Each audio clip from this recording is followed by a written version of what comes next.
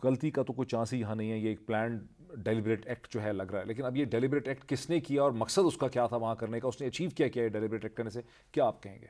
इसमें तीन चार फोर्सेस को हमें मद्देनज़र रखना पड़ेगा। एक तो ये कि लेट्स से अगर आप अमेरिकन साइड से देखते हैं तो अमेरिकन का इलेक्शन ईयर है, with in the American establishment pro Obama anti Obama है, विद इन दी पेंटागन बहुत बड़ी लॉबीज चल रही हैं। तो उनमें से एक कोई स्प्रिंटर ग्रुप हो सकता है जिसने ये किया हो कि पाकिस्तान के साथ इनका हालात ख़राब करो। वो जो एक आपके सामने रोड मैप है, आपका मतलब है कि ओबामा एडमिनिस्ट्रेशन के खिलाफ साजिश कर दी है पेंटागन के अंदर? क्यों नहीं हो सकता? अगर आप इस तरीके से लेते हैं कि जी कि अगर लोकल कमांडर एक्ट करता है, जिस तरह अभी सिंबल है खान ने भी कहा है कि जी के उनके साफ के तो रूल्स ऑफ एंगेजमेंट बड़े क्लियर है।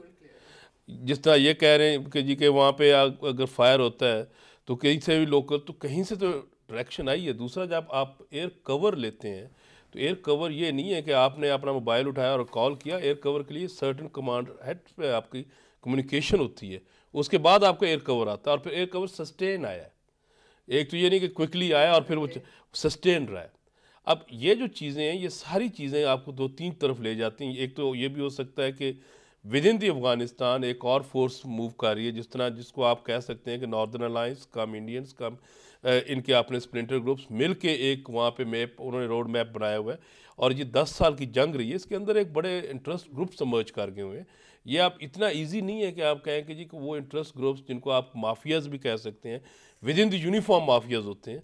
तो ये जो सारा इंटरेस्ट ग्रुप्स की गेम है, ये देखना पड़ेगा। आप ये सजेस्ट कर रहे हैं कि वहाँ कोई ऐसे इंटरेस्ट मौजूद थे उस इलाके में, वो अफगान नेशनल आर्मी हो सकती है, वो CIA के कोई ऐसे एसेट्स हो सकते हैं जिनका मकसद ये था कि नेटो की फायर पावर को यूज़ किया जाए पाकिस्तान आर्मी के खिलाफ, ताकि एक बड़ा झगड़ा वहाँ पे पैदा हो सके। देखिए अगर this is what they have tried. There are lobbies, देखिए झगड़ा पैदा कर दिया ना उन्होंने। देखिए देयर आर लॉबीज जिनके सारा ब्रेड एंड बटर जो है यहाँ उनकी इन्वेस्टमेंट है वो कॉन्फ्लिक्ट ओरिएंटेड हो जाती है। और